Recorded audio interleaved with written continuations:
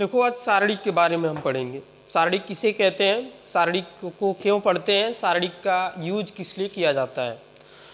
तो मैंने बताया सारणिक डिटर्मिनेंट, युगपत समीकरणों को हल करने के लिए सारणिक का प्रयोग कहाँ किया जाता है, तो रैखिक युगपत समीकरणों को हल करने के लिए सारणिक का प्रयोग किया जाता है। सारणिक को इसीलिए लाया गया रैखिक युगपत समीकरणों को हल करने के लिए।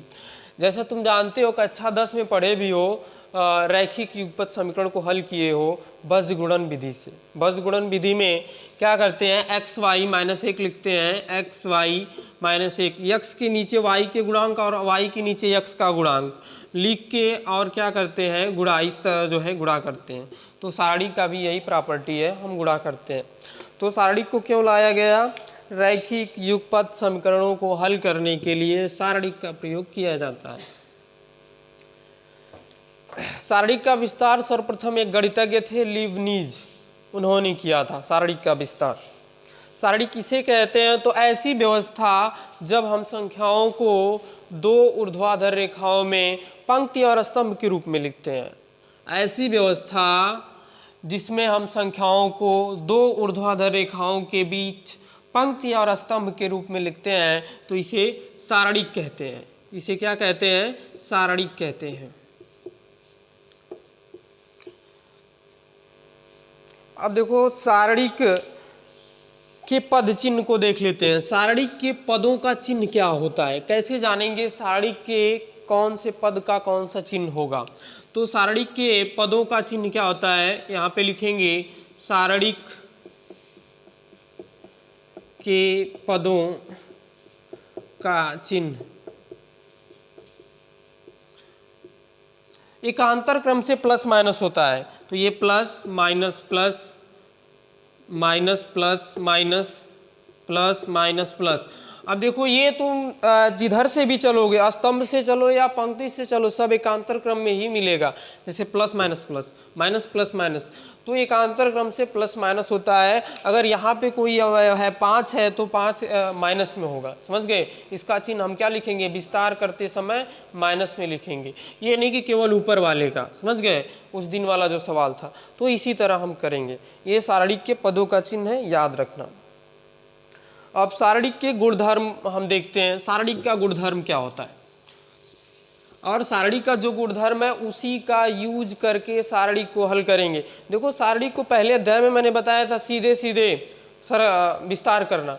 सीधे सीधे विस्तार सभी लोग कर लेते हैं, लेकिन अब सीधे सीधे विस्तार न करके सारणिक के गुणधर्म को यूज करेंगे।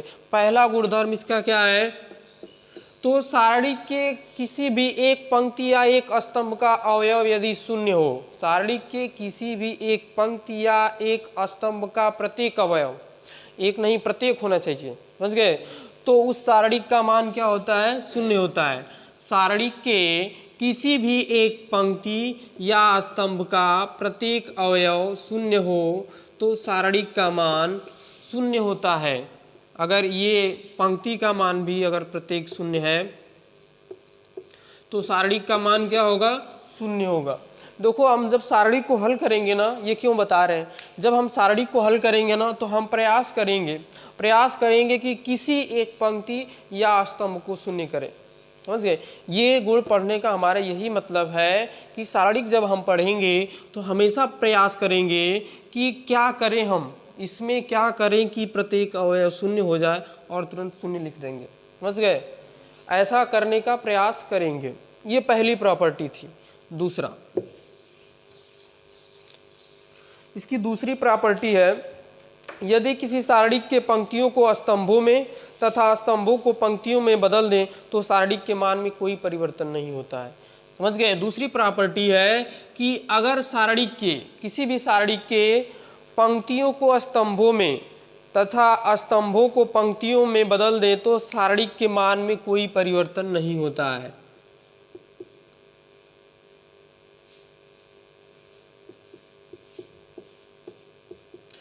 इसमें क्या कहा है कि अगर किसी भी सारणिक के पंक्तियों को स्तंभों में और स्तंभों को पंक्तियों में बदल दें तो सारणिक के मान में कोई परिवर्तन नहीं होता है। अर्थात यदि हम इसको ये लिख दें 5 8 3 8 4 2 4 5 5।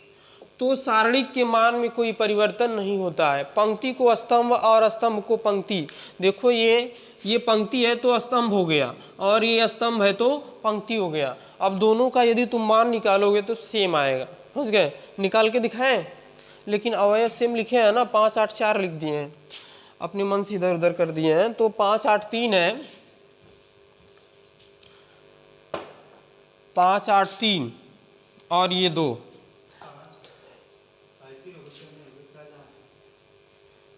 4 5 5। अब बराबर हो गया 5 8 3। अरे अपने मन से ले रहे थे ना, चलो हम हल करा के बता देते हैं। जैसे ये 2 3 4 5 6 7 8 9 7 ये हो गया। अब इसको क्या लिखेंगे हम? 2 3 4 5 6 7 8 9 7 ये हो गया। अब दोनों का मान सेम होगा। दूसरी प्रॉपर्टी क्या है? यदि किसी सारणिक के पंक्ति को स्तंभ और स्तंभ को पंक्ति तुम लिखोगे तो सारणिक के मान में कोई परिवर्तन नहीं होगा। ये पंक्ति है, इसको स्तंभ मैंने बना दिया। अब इसको सरल करोगे तो मान में कोई परिवर्तन नहीं होगा। सरल करके बताएं? चलो सरल करके बता देते हैं। ये plus minus plus, plus minus plus. देखो अगर 2 को लेंगे तो ढक लेंगे तो 7 छक 42 माइनस 9 7 63 ना, माइनस 3 इसको लेंगे तो 5 7 35 8 7 56। 4 को लेंगे तो 9 5 45 8 छक 48। इसका मान क्या आ जाएगा? देख लो, 42 में से 63 को घटाओगे कितना आएगा? 63 42 एक आएगा 21, 21 दूना 42, माइनस 35 56। हाँ माइनस 42 होगा, सही कह रहे हो, माइनस 42 होगा। और ये 56 में से 35 घटा दो, एक आएगा 21, 21 आएगा 21, हाँ प्लस 63। और ये 45 3 48 होता है ना, माइनस 12। हाँ इसको हल कर लो, कितना आ जाएगा? माइनस 42 और 12 कितना हो जाएगा? 54। माइनस 54 प्लस 63 कितना आ जाएगा? 63 में से 54 घटा दो 9। हाँ अब इसको हल करेंगे तो इसका भी मान 9 ही आएगा। देखो इसको भी यहीं पे हल कर लेते हैं। 2 ब्रैकेट में इसको ढक लेंगे तो कितना आ जाएगा? 7 छक 42 और 9 7 63 माइनस 5। इसको ढक लेंगे तो 7 3 21 9 चौक 36 प्लस 8, 8 को ले लिए तो 7 3 21। हाँ चलो, ये 42 में से 63 घटाए थे, कितना आया था? 21 माइनस 42। और ये 21 में से 36 घटाओगे, 36 में से 21 घटाओ 15, तो 15 5 75 प्लस 75, ये कितना आ जाएगा? 3, 8 3 के 24 माइनस 24, ये कितना हो जाएगा? 24 42 66 माइनस 66 प्लस 75, 9 आएगा, 9 आएगा। समझ गए? तो इस तरह सही है। 9 6 15 75 हो जाएगा, घटाओगे 75 में से 66 तो 9 बचेगा। समझ गए? नहीं माइनस नहीं आएगा ना, ये बड़ा ये है ना, बड़ा ये है, बड़ा का चिन्ह लिखते हैं। समझ गए? तो देखो तुम्हारे सामने प्रॉपर्टी को सिद्ध किया गया। तो प्रॉपर्टी तुम्हें याद रखना है, अब इसको यूज करना है। समझ गए? अब देखो जब सवाल लगाएंगे तो इस प्रॉपर्टी को यूज करेंगे तो तुम्हें समझना पड़ेगा। लिखेंगे कि इस प्रॉपर्टी से, ब्रैकेट में क्या लिखेंगे? इस प्रॉपर्टी से प्रॉपर्टी को लिख दिया जाता है। तुमने विस्तार कैसे किया है तो लिखोगे कि C1 C2 ऐसे किए हैं, जो है ये इसको C1 कहते हैं। समझ गए? ये अब आगे बढ़ेंगे तो स्तंभ का इंग्लिश होता है कॉलम। समझ गए? तो C से प्रदर्शित करते हैं और पंक्ति का R से। समझ गए? पंक्ति को R से, तो ये पंक्ति R से R1 R2 R3 करेंगे और स्तंभ रहेगा तो C1 C2 C3, पहला स्तंभ C1 दूसरा C2। अब अगले गुण की ओर देखते हैं, अगला गुण क्या है इसका।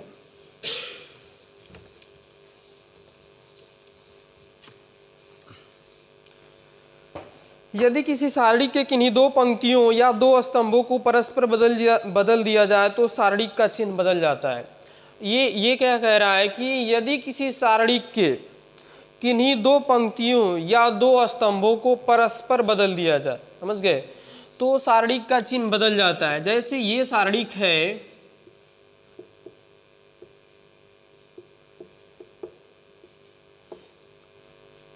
यदि किसी सारणिक की किन्हीं दो पंक्तियों को या दो स्तंभों को परस्पर बदल दिया जाए, यानी कि इसको यहाँ पे कर दें, समझ गए। इसके कहने का मतलब क्या है कि अगर हम किन्हीं दो पंक्तियों को परस्पर बदल दें या दो स्तंभों को परस्पर बदल दें, यानी कि ये देखो दूसरा पे इसको यहाँ पे कर दो परस्पर, ये तो क्या होता है, सारणिक के मान में परिवर्तन हो जाता है, सारणिक के चिन्ह में परिवर्तन हो जाता है। यानी पहले सारणिक प्लस में था तो क्या हो जाएगा, माइनस हो जाएगा। परस्पर बदलने का मतलब यही होता है, एक्सचेंज हो जाएगा, समझ गए। हाँ, कहीं भी बदल सकते हो। ये स्तंभ हम चेंज किए, तुम पंक्ति भी चेंज कर सकते हो। ये दो पंक्ति है ना, इसको यहाँ पे लिखो और इसको यहाँ पे लिखो, तो सारणिक के चिन्ह परिवर्तित हो जाएगा। सारणिक का चिन्ह क्या हो जाएगा, बदल जाएगा। पहले सारणिक यदि प्लस में होगा तो माइनस हो जाएगा, समझ गए। तो इसको याद रखना, सबसे पहली प्रॉपर्टी एकदम याद रखना, पहली वाली जीरो वाली, उसका बहुत ज़्यादा यूज होगा। चलो अगली प्रॉपर्टी की तरफ चलते। 5 प्रॉपर्टी है, 3 प्रॉपर्टी बता दिए, 5 ठो है। चलो अगली प्रॉपर्टी, यदि किसी सारणी की दो पंक्तियों अथवा दो स्तंभ सर्वसम हो तो सारणी का मान 0 होता है। सर्वसम का मतलब बराबर। यदि किसी सारणी की दो पंक्ति या दो स्तंभ बराबर हैं तो सारणी का मान 0 होता है। इस प्रॉपर्टी का मतलब क्या है कि सारणी तुम्हें कोई दिया गया हल करने के लिए, तो तुम अगर किसी विधि से कि अपना दिमाग लगा के या कोई सारणी की पहली प्रॉपर्टी दूसरी प्रॉपर्टी को यूज करके तुम सारणी के किन्हीं दो पंक्ति को बराबर कर दो, समझ गए। जैसे ये 5 5 5 8 8 8 4 6 7 है, तो इसका मान क्या होगा, 0 होगा। हमारे कहने का मतलब ये था कि यदि सारणी के किन्हीं दो स्तंभ या पंक्ति के प्रत्येक अवयव बराबर हों, जैसे 5 5 है ना, ये भी अगर दो बराबर होंगे तो सारणी का मान क्या होगा, 0 होगा, समझ गए। यदि किसी सारणी की दो पंक्तियां अथवा दो स्तंभों का प्रत्येक अवयव बराबर हो, एक पंक्ति का प्रत्येक अवयव बराबर हो गया, दो स्तंभ है, तो इसका मान क्या होगा, 0 होगा। अब इसको ऐसे भी कर सकते हो, अगर ये तुम्हें मिल जाए कहीं बराबर, तो इसका मान क्या, कुछ नहीं करना है, इसको विस्तार नहीं करना है, सीधे 0 कर देना है और लिख देना है सामने कि इस विधि इस जो है प्रगुण से हुआ है, सारणिक के इस प्रगुण से हुआ है, सारणिक का गुणधर्म यहाँ पे हिंदी में पूरा लिख देना है। विस्तार नहीं करना है तुम्हें, 8 लेंगे फिर छोड़ेंगे, 8 लेंगे ये करेंगे, समझ गए। अब फास्ट करना है तुम्हें, पहले विस्तार करना था 5.1 में, अब 5.2 जब पढ़ाएंगे तो समझ में आ गया, इसको याद रखना। तो अब देखो, जब सारणिक हम देंगे ना, तो अब तुम्हें क्या करना होगा, किसी तरह जोड़ के घटा के या इधर उधर करके प्रत्येक अवयव को बराबर करना होगा या प्रत्येक अवयव को 0 करना होगा, तब डायरेक्ट हम कुछ लिख सकते हैं ना। आगे चलो अगला,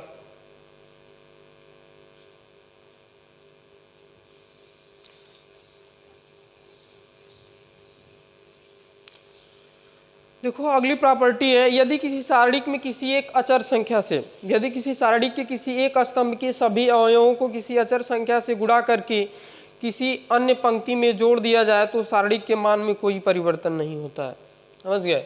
इसका मतलब क्या है कि ये सारणिक दिया गया है, समझ लो इसका मतलब क्या है। यदि किसी सारणी के किसी एक स्तंभ या पंक्ति में किसी अचर से तुम गुणा करते हो, समझ गए, और गुणा करने के बाद इसमें जोड़ दो, समझ गए, गुणा करके किसी दूसरी पंक्ति या स्तंभ में जोड़ देते हो तो सारणी के मान में कोई परिवर्तन नहीं होता है। जैसे ये स्तंभ है ना, इसमें क्या किया मैंने, अपने मन से सब में 2 का गुणा कर दिया, समझ गए, और फिर ये जो आया है ये अपने मन से, अच्छा 2 या अवयव सेम रहेगा, तो ये 16 6 ये हो गया। अब ये जो पंक्ति बनी है ना, इसमें जोड़ सकते हैं।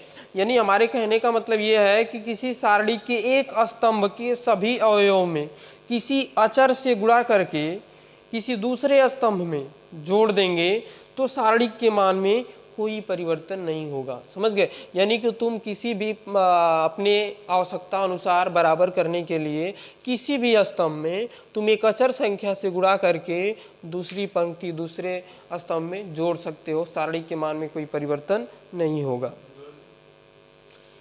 हाँ जोड़े, देखो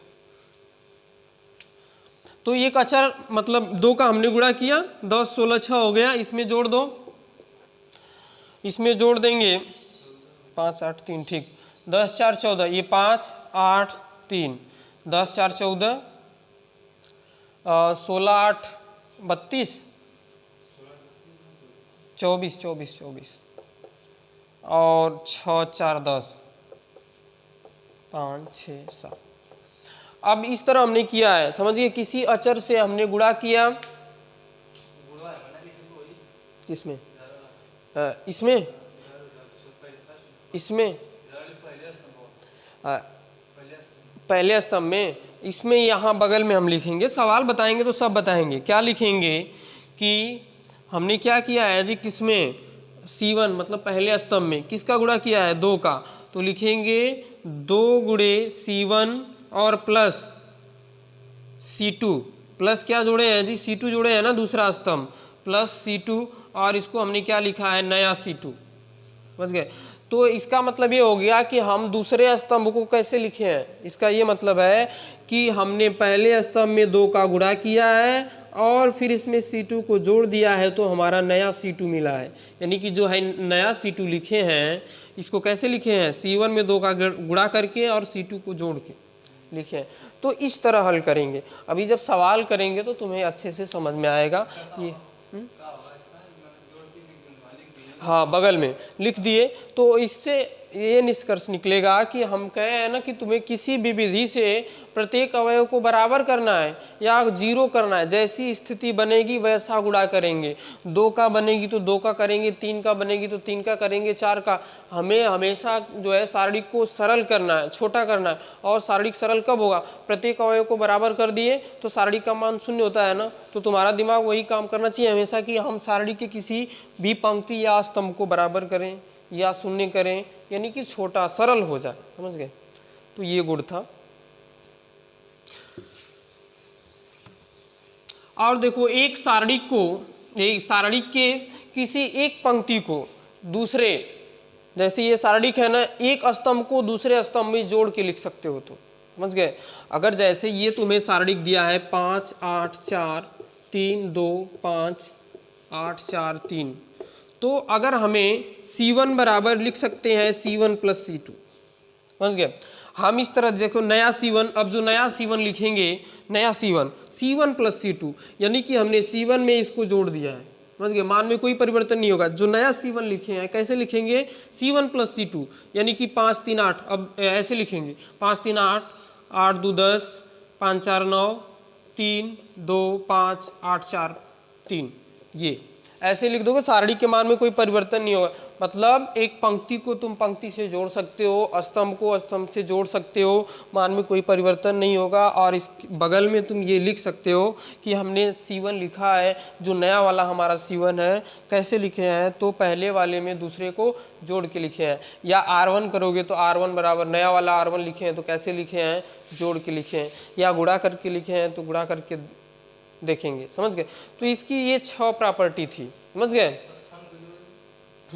स्तंभ को जोड़ेंगे, ये स्तंभ को ही तो जोड़े हैं। देखो C1 स्तंभ है, कॉलम, C1 में C2 को जोड़े हैं। ये C1 है, ये C2 है। नया वाला जो C1 लिखे हैं, इसमें इसको जोड़ के लिखे हैं। देखो 5 3 8, 8 2 10, 5 4 9। अब इसका जो मान आएगा वो सेम आएगा, ये प्रॉपर्टी है। समझ गए? इसको तुम घर पे जाके जितनी प्रॉपर्टी दिया है, जो मैंने बताया, सब से सही होगा। जैसे पहला वाला एग्जाम्पल लेके बताया है ना, तो ये तुम्हें याद रखना है। और कैसे होगा तो बता दिए, सरल कर लो, अपना मन से एग्जाम्पल लो और सरल करो, देखो सेम आएगा। समझ गए? तो ये तुम्हें जो 6 प्रॉपर्टी है उसको याद रखना है। पहली प्रॉपर्टी कौन सी थी? हाँ, यदि सारणिक के किसी एक पंक्ति या एक स्तंभ का प्रत्येक अवयव 0 हो तो सारणिक का मान 0 होता है। और दूसरी प्रॉपर्टी कौन सी थी? यदि किसी सारणिक के स्तंभों, किन्हीं 2 स्तंभों में स्तंभों को पंक्तियों में बदल दे तो सारणी के मान में कोई परिवर्तन नहीं होता है। किसी सारणी के पंक्तियों को स्तंभों में, स्तंभों को पंक्तियों में बदल दे तो सारणी के मान में कोई परिवर्तन नहीं होता है, ये हमने बताया था। और एक बताया था कि अगर सारणी के किन्हीं दो पंक्तियों या दो स्तंभों को परस्पर बदल दिया जाए, परस्पर मतलब जैसे तुम यहाँ पे बैठे हो ना, तुम यहाँ पे बैठ गए, ये यहाँ पे बैठ गया, परस्पर एक्सचेंज हो गया, तो चिन्ह बदल जाता है अगर परस्पर एक्सचेंज करोगे। यानी कि जैसे इसको यहाँ पे बैठा दिए, इसको यहाँ पे बैठा दिए, समझ गए, तो क्या होगा, चिन्ह परिवर्तित हो जाएगा। तो ये सारणी का गुणधर्म था। थोड़ा सा आगे चलते हैं, एक हम एग्जाम्पल लेते हैं और उसको थोड़ा सा समझने का प्रयास करते हैं। आज समझ लो, कल की डेट में जो पढ़ाएंगे केवल सवाल कराएंगे। समझो जरा, ये सारणी हमें दिया है। देखो सारणी को हम डेल्टा से भी प्रदर्शित करते हैं, त्रिभुज वाले डेल्टा बराबर भी लिख देते हैं सारणी को, कभी ये बराबर दिया है, समझे। तो क्या दिया है, 3 -1 2 4 6 8,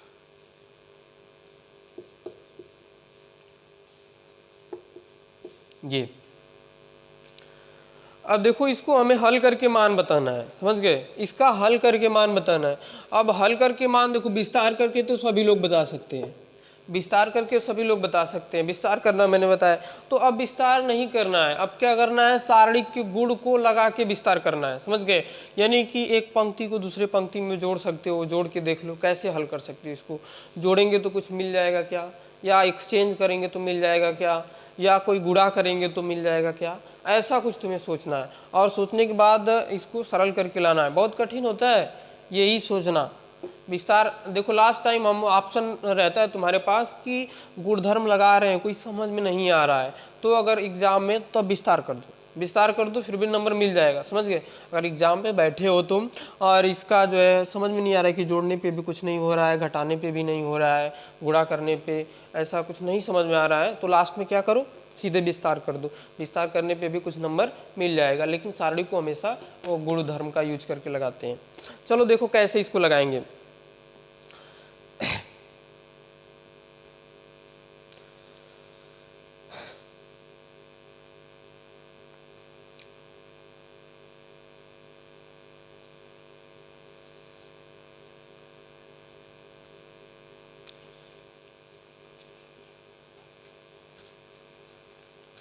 देखो इसको अगर हम किसी को जोड़ दें, अगर हम देखो, अगर ध्यान से देखो, 4 3 7 और 6 1 7 होगा, हाँ ठीक है, 6 तो 5 हो जाएगा, 8 2 10 हो जाएगा, इसके बराबर हो गया। देखो अब यहीं पे तुम्हें सोचना है बस, अब तुम्हें जोड़ के सोचना है, एक्सचेंज करके सोचना है। तुम्हारे पास 5 प्रॉपर्टी है तो 5 ऑप्शन है, कौन सा लगेगा। तो देखो इसको हम क्या करेंगे, अब देखो लिखेंगे, ये नया वाला हम जो है C1 लिखेंगे। नया वाला C1 कैसे लिखेंगे, तो C1 + C2 ऐसे लिखना है। नया वाला अब C1 हम लिखेंगे, देखो नया C1 कैसे लिखेंगे, तो C1 में C2 को जोड़ के, तो जोड़ो 4 3 7 और 6 1 5 मतलब घटेगा, 8 2 10 और बाकी ये सेम रहेगा, यानी कि इसको चेंज करना है, ये जैसा है वैसा लिखो। हमने केवल किसको बदला है, हमने केवल C1 को बदला है, तो C1 को चेंज करेंगे, C2 को कुछ नहीं किया है तो C2 रहेगा।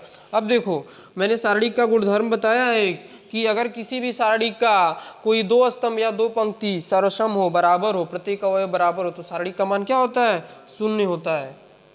अभी बताया है ना कि किसी भी सारणी का 2 स्तंभ या 2 पंक्ति का प्रत्येक अवयव बराबर हो तो सारणी का मान क्या होता है, 0 होता है। अब तुम्हें विस्तार नहीं करना है कि 7 से विस्तार करेंगे हम हल करेंगे, बस सीधे 0 लिख देना है और यहाँ पे लिखना है कि C1 और C2 क्या हैं, बराबर हैं, C1 और C2 बराबर हैं। या लिख देना है कि यदि किसी सारणी के 2 स्तंभ या 2 पंक्ति के प्रत्येक अवयव बराबर होते हैं तो सारणी का मान 0 होता है, प्रगुण को लिख देना है, या C1 और C2 बराबर हैं, बस इतना ही लिख देना है, समझ गए। अच्छा हाँ, C1 C2 नहीं, C1 C3, C1 C3, C2 नहीं, समझ गए। तो इस तरह हमें हल करना है। एक और सवाल दे रहे हैं, जरा तुम सोचो क्या करेंगे, समझ गए। कि जोड़ेंगे घटाएंगे, बस वही सोचना है तुम्हें। देखो क्या करना है, या तो तुम बराबर करो या तो शून्य करो, दो ऑप्शन तो हमेशा रहेगा, यही दो याद रखना है तुम्हें। या तो तुम किसी तरह से शून्य करो, या तो बराबर करो, या तो कॉमन हो जाए। एक देखो सारणिक में, देखो सारणिक से कॉमन भी किया जा सकता है। एक और प्रॉपर्टी इसकी है कि सारणिक के, अगर हमने कोई सारणिक लिखा है और उसके प्रत्येक अवयव में से कुछ कॉमन तुम्हें दिख रहा है, किसी भी स्तंभ से, किसी भी पंक्ति से, देखो इसमें 4 कॉमन दिख रहा है ना, 4 को बाहर कर सकते हो, समझ गए। ये सारणिक का गुण है कि किसी भी पंक्ति या स्तंभ में कोई एक अचर पद कॉमन हो, समझ गए, तो सारणिक को हम क्या, उस अचर पद को क्या कर लेंगे, बाहर कर लेंगे। पूरे पंक्ति में होना चाहिए या किसी स्तंभ में, तो सब में कॉमन होना चाहिए। ये नहीं कि बस 4 या 8 इसमें नहीं हुआ, तीनों में होगा तब कॉमन होगा, इसको याद रखना। चलो एक सवाल देखते हैं। 1x y plus Z, 1y z plus x, 1z x plus y। देखो इसको हम कैसे, जरा सोचो, इसका मान बताना है। हम क्या करें, कोई बराबर कर दें या शून्य कर दें, जरा सोचो क्या करेंगे तो क्या कैसे मिलेगा। किसी को जोड़ ओड़ के देखो, इधर उधर कुछ बराबर हो रहा है, थोड़ा सा दिमाग सोचो।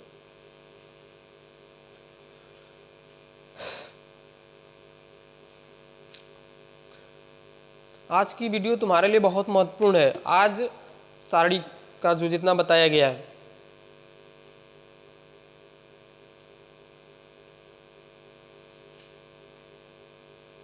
देखो देखो सामने दिख रहा है अब, लेकिन तुम अब घर पे करोगे तो समझ में, पहली बार है ना तो नहीं समझ में आ रहा है। अगर देखो इसमें क्या करें, हम C2 को C3 में जोड़ दें, x जोड़ेंगे तो x प्लस वाई जेड हो जाएगा, x plus y plus z, इसमें x plus y plus z, इसमें x plus y plus z, समझ गए। तो क्या करना तुम्हें, हमें लिखना है C3, हम लिखेंगे कैसे, लिखेंगे C3 को, तो C3 में किसको जोड़ देंगे, C2 को। नया वाला C3 हम लिखेंगे तो C3 प्लस C2 लिखेंगे, समझ गए। तो 1 1 1 x y z, ये क्या हो जाएगा, x plus y plus z, x plus y plus z, x plus y plus z. अब हमने बताया है कि अगर किसी भी सारणिक के एक पंक्ति या एक स्तंभ में कोई अवयव कॉमन हो तो उसको हम क्या करते हैं, बाहर ले लेते हैं।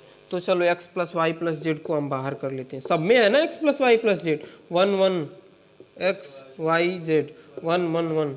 मैंने बताया है कि किसी भी सारणिक का कोई दो स्तंभ या दो पंक्ति का प्रत्येक अवयव बराबर हो तो सारणिक का मान क्या होता है, शून्य होता है, तो इसका मान शून्य हो जाए। बस इसी तरह करना है, कॉमन करना है, बराबर करना है, जीरो करना है, समझ गए। हाँ लिखवा देंगे इसको, और हम जो है वीडियो में इसका लिंक भी डाल देंगे। ये जो है ना इसका PDF बनाएंगे और PDF बना के वीडियो के डिस्क्रिप्शन बॉक्स में इसका लिंक डाल देंगे, तुम्हें बता देंगे, तुम्हें लिखवा देंगे हम।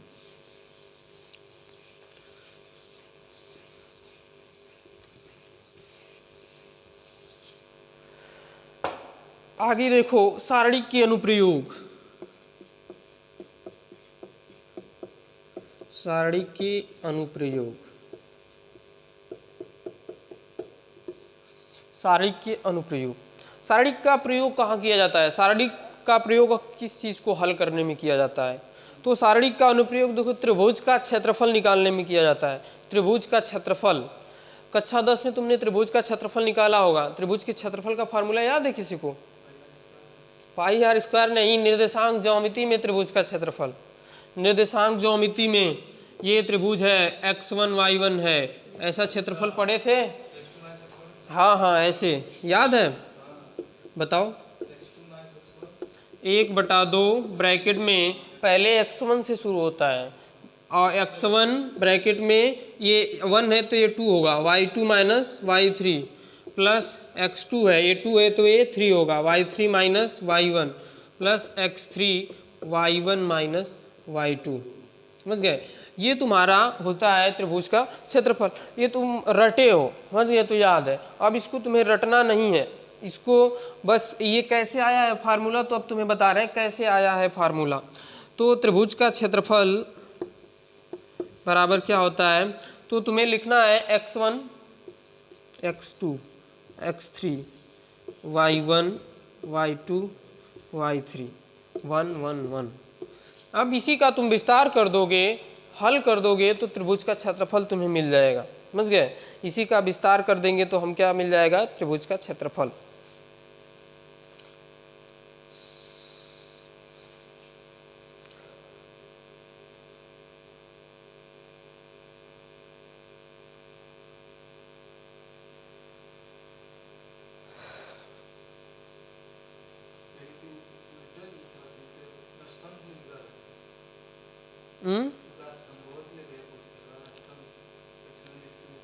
हाँ ये स्तंभ है, ये y1 y2 y3 है।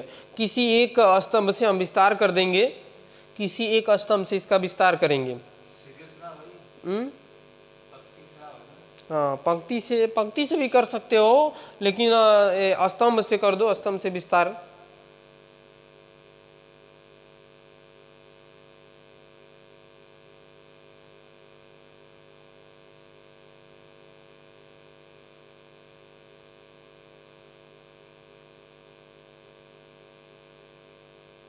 त्रिभुज का क्षेत्रफल जो होता है 1/2 यहाँ पे रहता है, 1/2 तुम्हें लिखना होता है। अब इसको हल करेंगे तो आ जाएगा 1/2। अब ब्रैकेट में x1 लेंगे, x1 समझ गए, प्लस माइनस प्लस, चिन्ह जान रहे हो ना, तो ये प्लस है तो ये माइनस होगा। x1 ब्रैकेट में क्या हो जाएगा, ये इससे होकर जाने वाले पंक्ति और स्तंभ को ढक लेंगे, ये स्तंभ हो गया, ये पंक्ति हो गया, तो y2 माइनस y3 समझ गए। अब देखो अब x2 लेंगे तो किस में रहेगा, ये माइनस में रहेगा ना x2, क्योंकि ये प्लस है तो इसका चिन्ह क्या होगा, माइनस होगा। तो x2 हो गया, इससे होकर जाने वाले पंक्ति और स्तंभ को ढक लेंगे, तो क्या बचेगा y1 माइनस y3। नहीं देखो ये x2 लिए है ना, तो ये पंक्ति हो गई, ये स्तंभ हो गया। तो हमने बताया है हमेशा ऊपर से नीचे गुणा करते हैं, तो पहले ये नीचे गया फिर ऊपर गया, समझ गए, y1 माइनस y3। अब इसके बाद प्लस x3, इससे होकर जाने वाले पंक्ति और स्तंभ को छोड़ दीजिए, तो y1 minus y2, y1 minus y2। तो क्या आ जाएगा 1/2 ब्रैकेट में x1 y2 minus y3, minus इसमें से कॉमन कर लो, तो माइनस है तो प्लस हो जाएगा ना, तो y3 minus y1 plus x3 y1 minus, देखो ये फार्मूला है। अब तुम्हें रटना नहीं है, बस इसको याद रख लेना कि ऐसे बना है। कक्षा 10 में ये नहीं बताया जाता कि ये कहाँ से फार्मूला आ गया है, समझ गए। ये त्रिभुज का क्षेत्रफल ज्ञात करना, ये फार्मूला ऐसे बना है। अब तुम्हें रटना नहीं है, बस समझना है कि x1 x2 x3 ऐसे लिखना है और इसी का विस्तार कर देना है, और ये हमें फार्मूला मिल गया सारणिक से, समझ गए। तो सारणिक का प्रयोग कहाँ किया जाता है, त्रिभुज का क्षेत्रफल ज्ञात करने में। कितना मिनट हो, 33 हो गया। बस एक टॉपिक इसमें और है, हाँ एक टॉपिक और है, इसका अनुप्रयोग किया जाता है। दो बिंदुओं से होकर जाने वाली रेखा का समीकरण ज्ञात करना।